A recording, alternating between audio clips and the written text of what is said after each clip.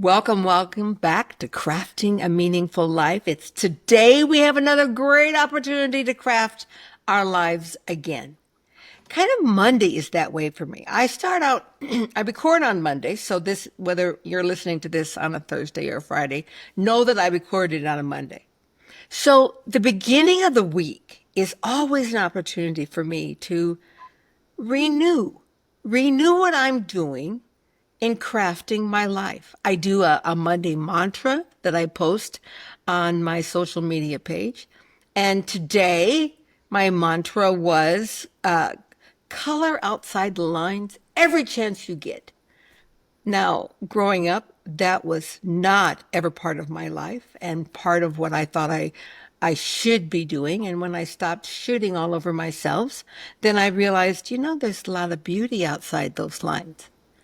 And all of us have experienced life in so many different ways that to share with others what's been happening in their life expands our horizon, our lessons, without having to live it, without having to go through all the trenches. We can learn from others.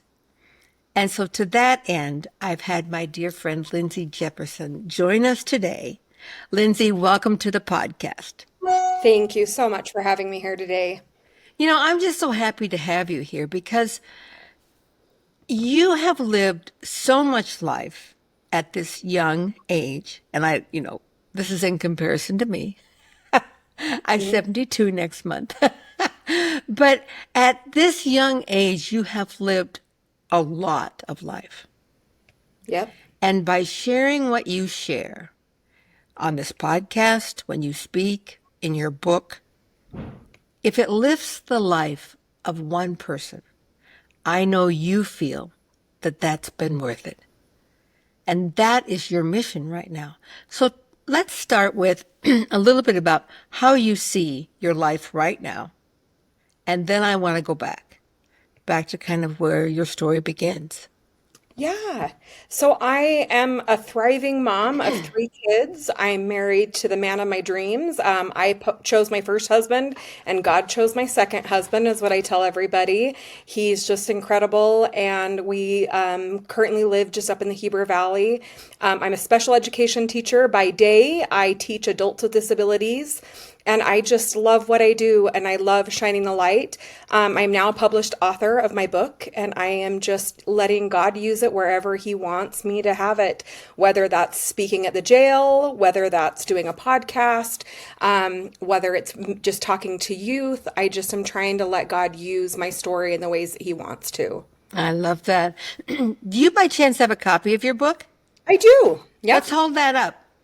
Yep. Okay. It's called Adjusting Your Sails, Anchoring to God in the Storms of Life. Adjusting your sails. I think that's probably one of the most profound lessons that all of us learn in this life is that, is your life anywhere today how you thought it would be when you were 18? Never. No, Never. no.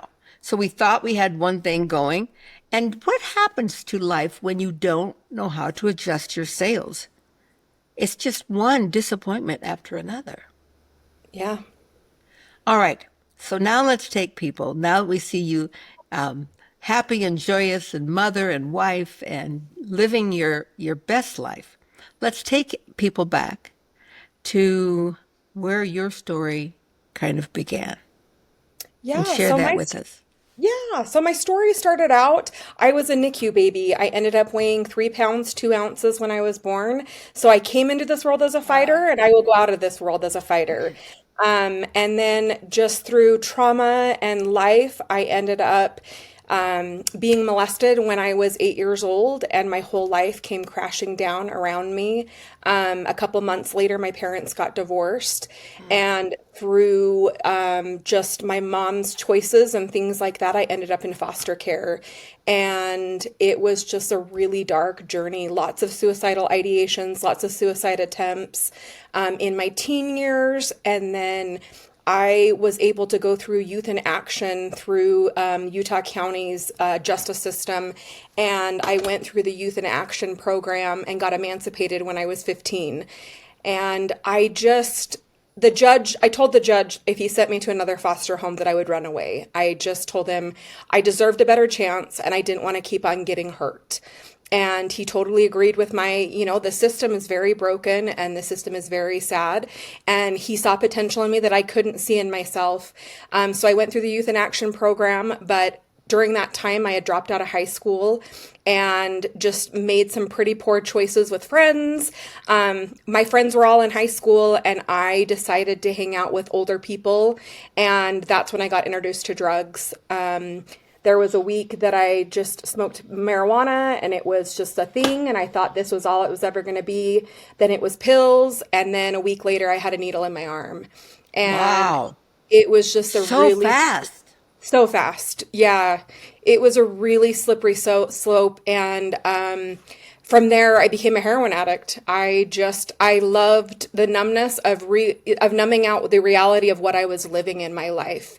That I was, 15, 16 years old, living on my own. My family was carrying on without me, and I just couldn't cope with the trauma that had happened to me. And so for quite a while, I decided that drugs were the choice. And then after I lost 5 friends to black heroin in 1 week. And I used the same drugs that they used. I used the same dealer that they used. And sorry, it makes me emotional because Yeah. I sat there at the funerals and these moms just begged us to stop. And I thought, you know what? I deserve better than this. So I left a funeral one day and I went to the parking lot and I was going to get high. And I saw this sunflower and I write about it in my book, but this sunflower like turned towards the sun. And I thought, oh my gosh, and I just begged God. I just begged him. I said, if I do this and I do the hard work, will you take care of me? Because I can't do this on my own. And I left there, threw my stuff out the window, and I drove to LDS Hospital and went through detox. And it was the hardest thing I've ever had to do in my life, but one of the best things. And, I am 22 years clean of heroin, and I still have to choose every day to make Yep. that choice. Yep. It's still something that I struggle with, and I still go to therapy. I still ask for help. I still dive into my daily habits, making your bed, silly things that just people don't really see the impact of. And I do my work every day so I can be the best mom, the best wife, the best educator, but also for myself. I deserve this recovery. And I know that I'm here for a reason, and it's really hard to be here on this side. I still am losing friends to this day to addiction and to drugs. It's a plethora in Utah County. It's a plethora everywhere, but I mean, I could drive to Utah County and I could go to probably 10 houses and get what I wanted right now. And I just think that's really sad. I think that's a really sad thing. So that was part of my journey, was just coming through addiction. I was dating a gentleman at the time, and he asked me to marry him, and I got married at 18 years old. He joined the Navy, and we left. We moved to Whidbey Island, Washington, and it was the best thing I've ever done in my whole life. We got married on June 28th, and he left for Iraq on July 4th. So I was stuck on an island by myself with no other choice but to plug into meetings and plug into the military wife community that I was a part of. And I met incredible people while I was there. And again, I just had somebody see hope in me as a high school dropout, thought, hey, you deserve better than what you're doing. I'm going to pay for some college classes for you. And from there, I'm a high school dropout with a master's degree now. And I don't know. I loved school. I loved everything I did. And I fell in love with the classroom. I've always had a draw to people with special needs, but I knew after I saw the classroom that that's where I wanted to be. And I don't know, God's just taken me on this journey of just hope. And that's why I call my book Adjusting Your Cells, because throughout the storms of life, I've had to just pivot. And I think that's what we have to do sometimes. We can't just stay where we're at. I know it's hard sometimes, but I think we have to just pivot sometimes and adjust ourselves to the storms of life to thrive, and to be on the other side of it. Wow. That is quite the story. And the fact that you're sitting here, and I'm kind of adding up the years, you must be around 40. Yeah, I'm 42. Yeah. that that you're actually sitting here Yeah. alive and talking to me Yes. and now have accomplished these things in your life that not very long ago did not even seem feasible or possible. Yep.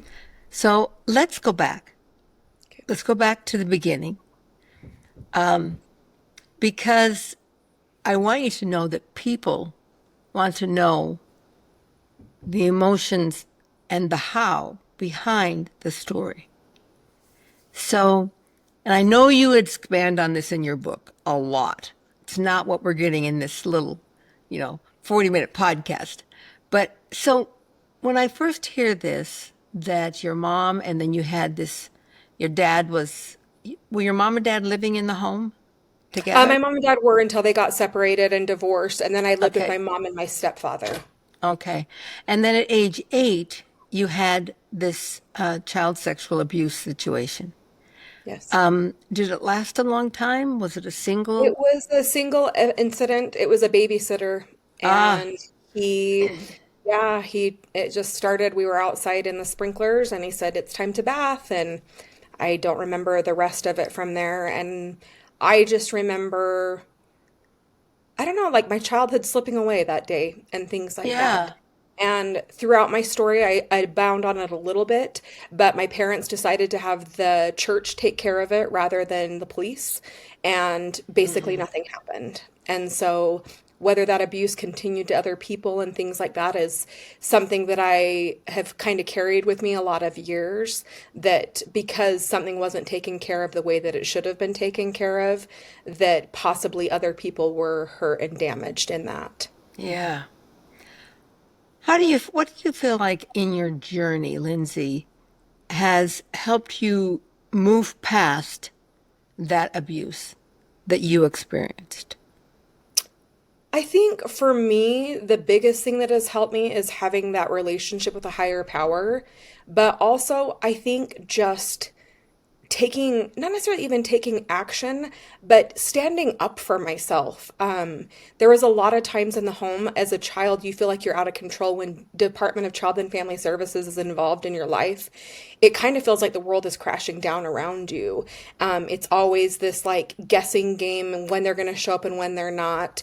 But after that abuse, I just remember just feeling so lonely and feeling that Ah, basic child adult relationship broken, I think my parents didn't know what to do. Not that it wasn't uncommon. I remember after my abuse happened more with my stepfather after my mom got married to my stepfather, and I remember the first time I went to the Children's Justice Center. And not that I wish I would have had that experience when I was 8 years old, but I do wish I would have had that experience when I was 8 years old to report it to people that needed to be reported to. Um, and I think just being heard, not that I didn't feel heard by my parents, but when nothing happened and he still got to be free and be, a 15-year-old yeah. year old kid, it's kind of like, oh, okay, just nothing happened. It was a slap on the wrist or something that the church took care of. And like I said, even with my stepfather and stuff like that, nothing ever really happened. I don't remember jail time. I don't remember, it was like the people were taking care of it, adults were taking care of it. But in my world, I was still broken and I was still getting hurt. And so it just, I think for Mm, me, a lot of it, it was me taking care of me. yeah. I hear that a lot from victims of childhood sexual abuse, that particularly where we live in Utah and oftentimes the predominant religion, they feel like the church leaders want to take care of it inside the church and the family, because I hear this, well, we don't want to ruin his life and we don't want to involve the police. Mhm. And yet you as a victim, it it did make a difference in your life, and you didn't just get to go on with your normal life. It changed you forever. Forever. Yeah. And oftentimes victims, especially at that age, feel that they don't have a voice. Yeah. Yeah, I think that's the biggest thing. And I think it's really scary. I mean, I think even for me to tell my parents, it was very scary and very Oh, yeah. vulnerable.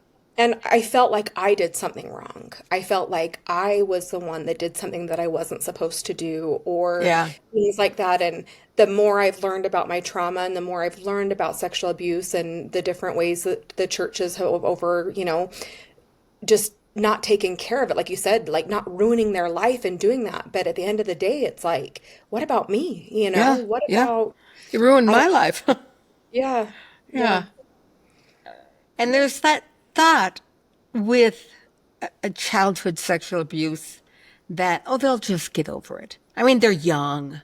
It won't bother them when they grow up. They'll grow. And have learned now from studies and statistics and all sorts of things is that children don't just get over it. yeah, It affects them for the rest of their life. I mean, I work a lot with Sapria. That's what their organization's about. Generation All, that's what they're doing. The Elizabeth Smart Foundation, all those people. And I see this again and again that it's swept under the rug as they'll get over it. They're just young yeah. and it affects you. So after that, going into the Utah foster care system, and I think this is the foster care system problem really throughout our country, that it's broken. Very broken. And what would you say are some of the pieces of why it's broken and the damage that's happening there?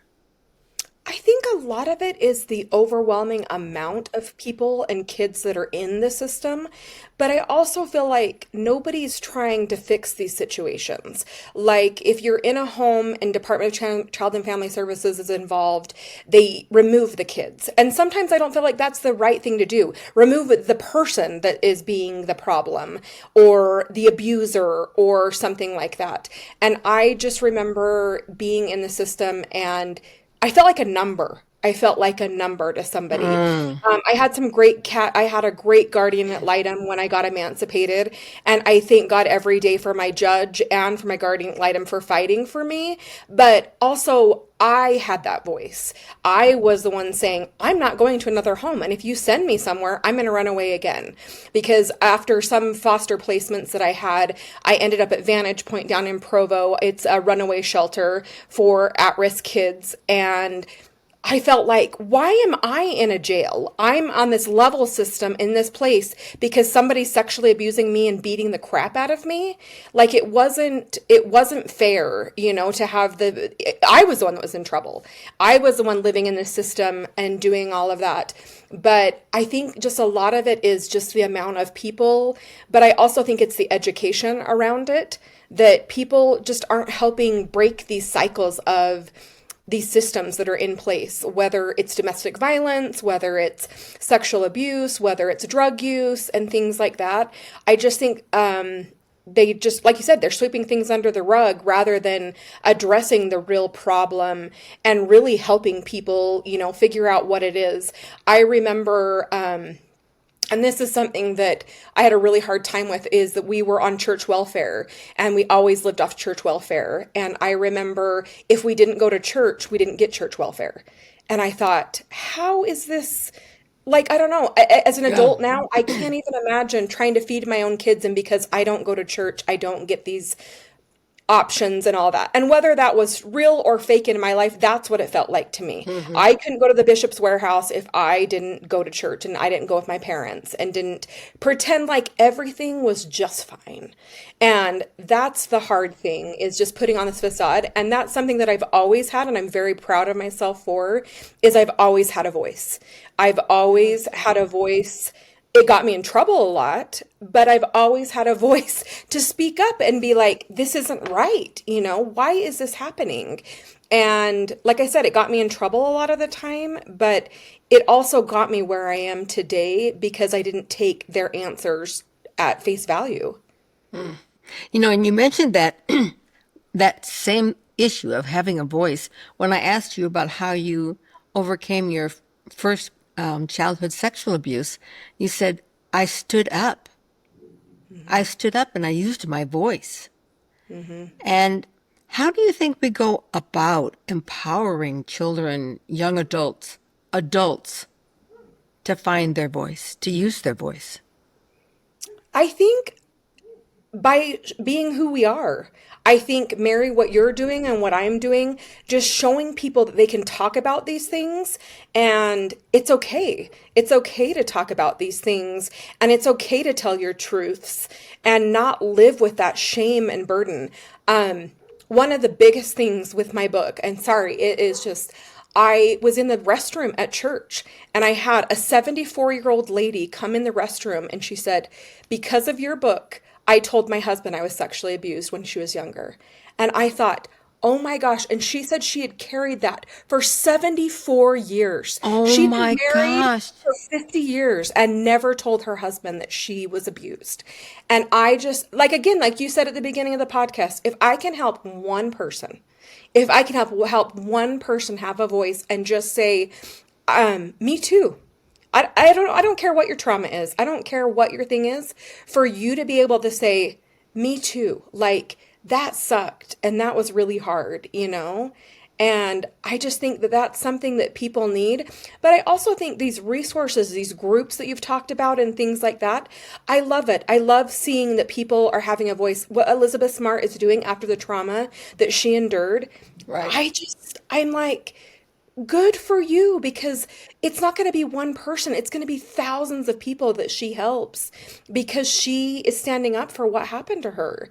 And so I think a lot of it comes with from within, but I also feel like we can't keep living in this society where we keep on letting stuff like this happen and it be okay. We need to give these kids a voice. We need to give these adults, these older ladies, I don't care who you are, you should have the ability to share your truths. So one thing I learned at a meeting with Supriya, that Hmm. is, against the childhood, working on childhood sexual abuse, both the end where you have a survivor and how to thrive, and the prevention. But the average age of a woman coming forth and telling about her childhood sexual abuse, do you know what it is, Lindsay? I don't, I assume it's probably in the 40s. 54. Oh my gosh. Yeah. Does not that just blow your mind to Yeah. think that these people Yeah. have Are lived the carrying majority of their life it. Hmm. and how they've carried it? And not only them, because you know that if the mom is carrying it, Hmm. the children are carrying it. The spouse is carrying it. The parents, the grandparents are carrying it. The school is carrying it. What affects one affects us all.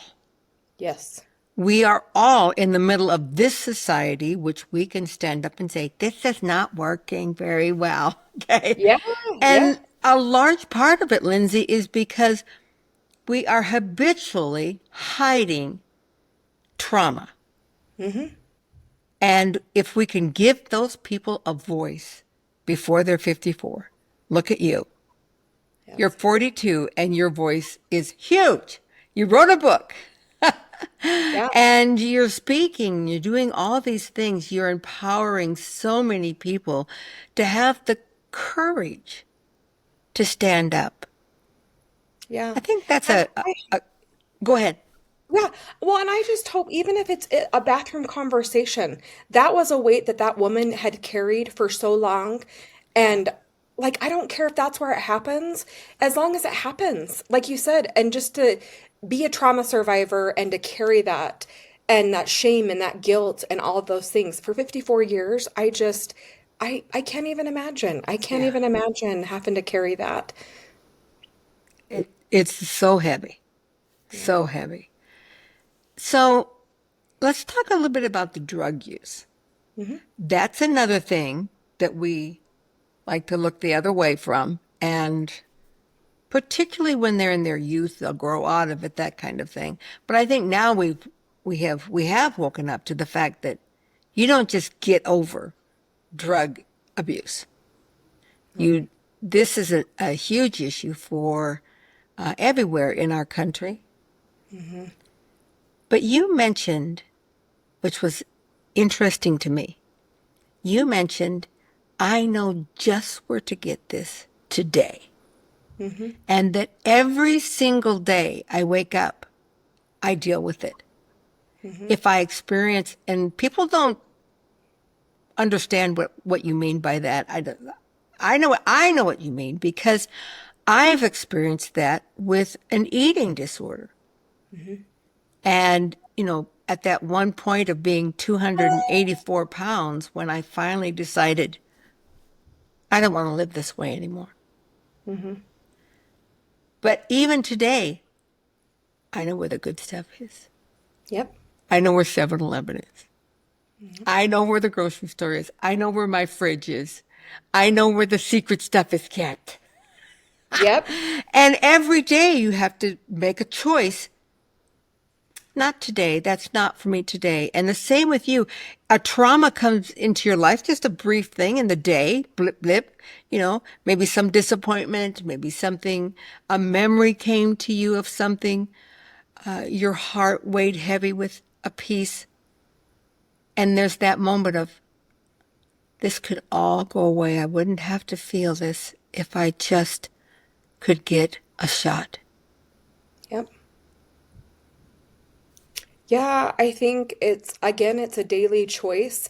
I have lots of really good grounding habits that I do daily. And like I mentioned, making your bed. I have practiced Miracle Morning for over 10 years.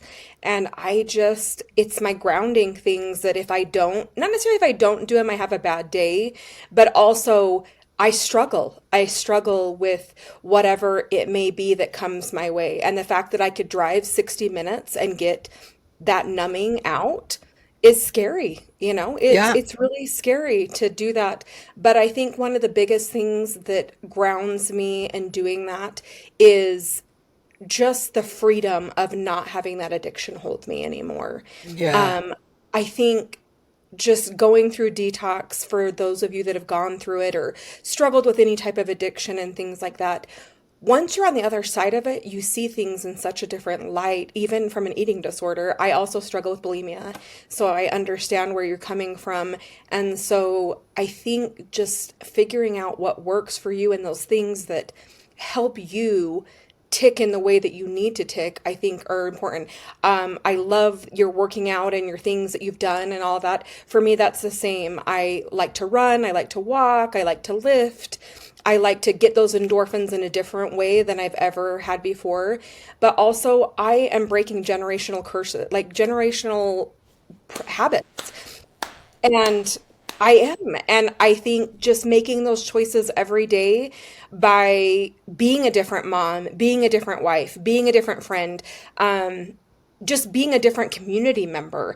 I'm showing up in a way that I'm helping other people, but at the end of the day, I'm helping myself by breaking these cycles and not being a part of the system and not being a part of the addiction death rate and things like that. I just think it's hard, but it's a daily choice. But so is being sober from alcohol and Yep. smoking and Yeah. soda and food and whatever you want it to be, sex, whatever it's going to be. You have a choice every single day. And it's black and white. And a lot of people don't think it's that easy, but it is. It's every single day you have to choose that. And yeah, it's a lot easier at 22 years to not choose heroin. But just like you said, that blip comes into my life, and the first thing I think of is, guess what? I could Yep. numb out from this right now Yep. This and does not not have have to to deal be with here. I don't have to feel this pain. it. No. Yeah. Yeah. And so You're a I think very it's a strong choice. woman. Yeah. And I don't know. And I think a lot of it is, again, asking for help. On those days that I struggle, I ask my husband not to leave me. I ask him to drive me. I ask him to be around me. I surround myself with people that I love, or I text somebody and just say, hey, I'm struggling today. Like, today is a hard day and I need a little bit more support. I need your prayers. I need your energy. I need something. And I think that's something in our society that as women, we don't do enough of. Right.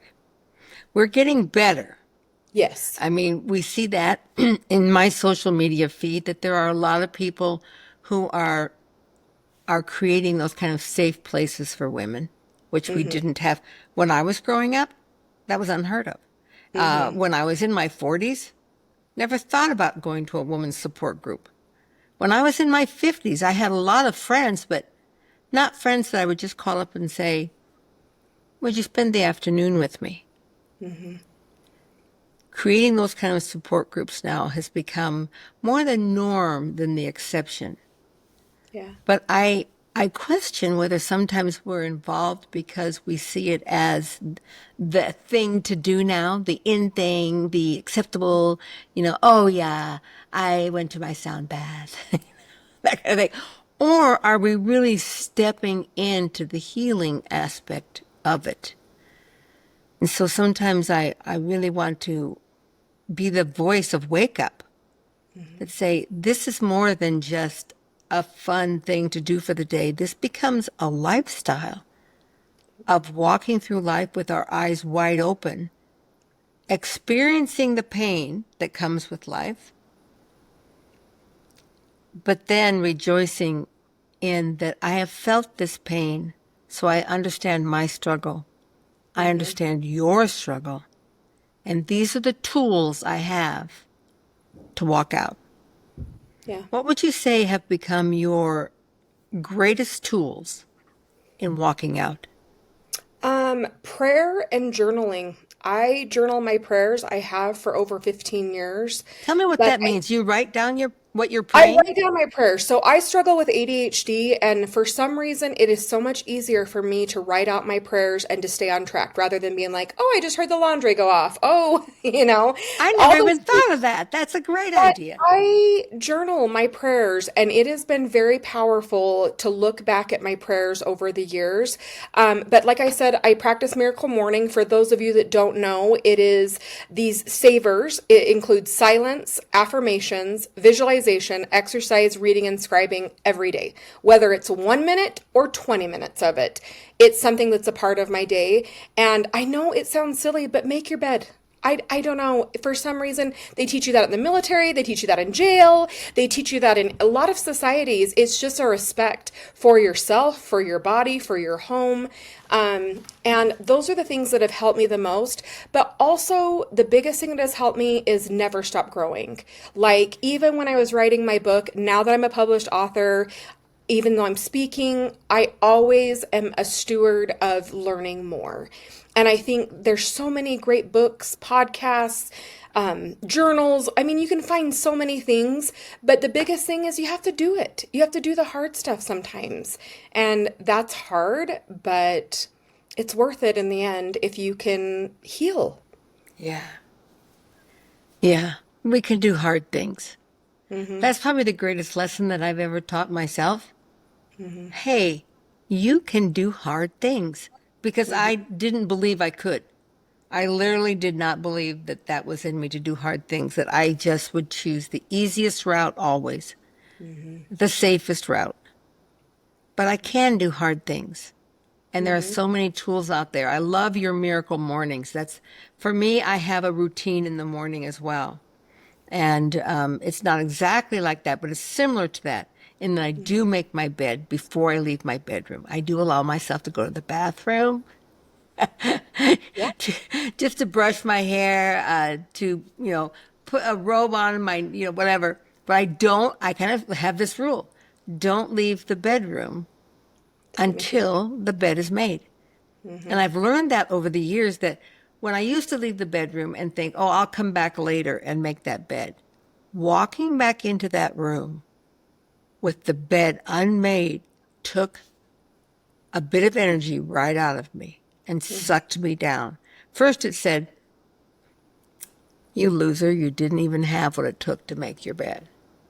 Yep. And then it would be like, oh, I have to take time to make my bed. That put me behind. I mean, it just says so much about me. And you cannot create peace in chaos. Nope. And now every day when I walk in my bedroom, that bed is made. I'm just like, you got this, girl. You made your bed this morning. Yep. It's a simple thing, Lindsay. It's so powerful. But if it's the hardest thing you do in a day is to make your bed, good for you. Yeah. Good for you. I'm proud of you. You did it. And that's all that matters. And maybe it's something else you do, and maybe it's another thing. But I just think as women, and especially as a mom now, I just think we don't give ourselves enough credit for the little things that we do that really add up. Yeah.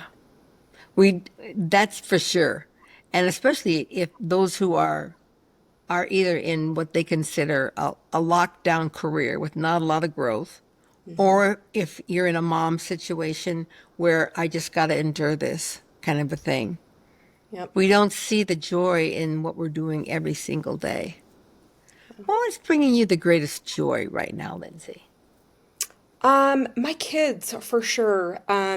It's been a really weird stage for me. My daughter, having her be the age I was when my first trauma started, and then my son being 15 when I got emancipated. It's just a whole nother journey to be with my kids and Yes. live this life with them, and to see the pure innocence of my daughter. I always get super overwhelmed looking at her. Just the things she's worried about are her horse and what she's going to play with the next day. And I just love it. I love every minute of it. My 15-year-old son is working and worried about high school and things that 15-year-olds should be worried about. And my 12-year-old, like if he could mountain bike and dirt bike all day long, his life is. And so that is where my joy has been. But the little things that have been helping me are some of that inner child work too, like doing things that I enjoy. I've been swinging. I know that sounds really silly, but No. like at the swing set, I've been painting. I have been reading books that aren't professional development books. And just being. My front porch is my safe haven, and I literally just sit out there. I have popsicles with my kids. I just sit there, and I'm so grateful that my home is that sanctuary for my kids, but not only for my kids, for their friends, for other people. So that's what's bringing me joy right now is just being there. I love that because it's those simple joys that are Hmm. bringing us such joy. Hmm. It's not the big grandiose things. No, having gone through my career and I look at that glass case full of all those awards, they mean nothing now. Not one person I could call up and say, what award did I receive in 2007? La, la, la, la. No one would know and no one would care. Hmm. But if I called up a friend and said, what did I recently do that made a big difference in my life and the lives of so many others? They would say, you went to Ukraine. Yeah. That's the lesson I learned on Kilimanjaro when I screamed at the mountain that was making life so tough for me. I'm like, Hmm. you don't know who I am. I'm Mary Crafts. And in Utah, they think I'm a badass. They think I'm really special. And you're just making this so hard on me, you know. And the mountain said back to me, it spoke and said, I don't care. I don't care about anything that's back there. It only matters to me what you bring today. Yep. And I hiked on. I was going to bring my very best. And that's still the phrase that inspires me every single day. I'm bringing my very best today, Hmm. whatever that looks like today.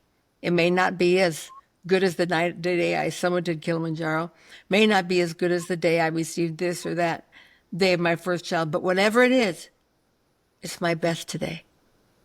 Yep. I've adjusted my sails. Yep.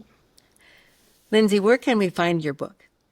It's on Amazon. You can look it up on Amazon and it will pop right up at the top of your feed. There's a Kindle version and a book version and hopefully a audio version Audible. soon. Yeah. Audible soon. Everybody keeps asking me, so Yeah, working on yeah. that. But yeah, and you can find me on social media just at Lindsay Jepperson, or I have an Adjusting Your Sales page on Instagram. And I would love to serve whoever needs served and be there for whoever needs it. But like you said, you talked about at the beginning, coloring outside the lines. And I think, just like you said, adjusting ourselves, it can be really small and it makes a huge impact. Right. The rudder is pretty small, and a little turn changes your direction drastically. We're going to include at the end of this podcast, to my dear listeners, all these links for Lindsay. We're going to include her book link on Amazon, how to follow her on social media, and anything else that she would like to include so you can continue to follow her, connect with her. I know, Lindsay, you love to speak to groups and all those different things. If people are looking for a great motivational speaker, I've, I'm kind of shying away from the word motivational speaker.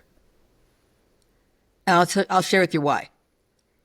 For me, a Okay. motivational speaker is something that I go listen to, I feel really gung ho about, and then afterwards I probably do nothing.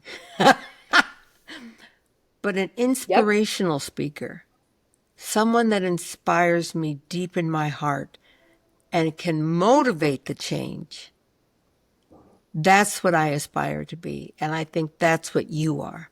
You're an inspiration. You're an inspirational speaker. You're inspiring others to do their very best, to live their best life. And that's why I admire you, Lindsay.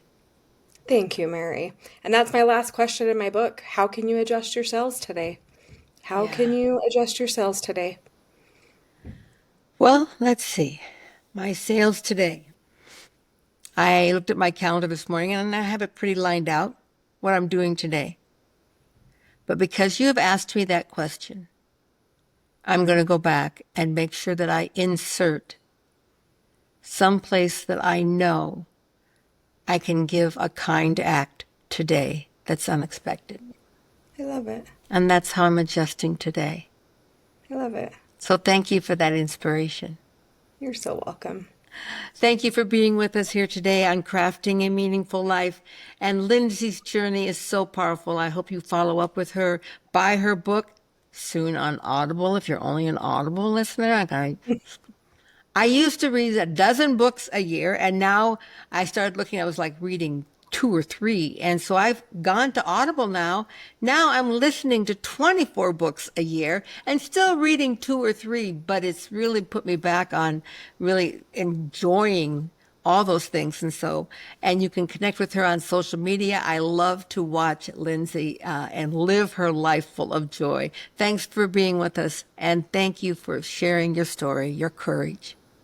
Thank you, Mary. And to everyone, namaste. I see the divine in you. Crafting a Meaningful Life.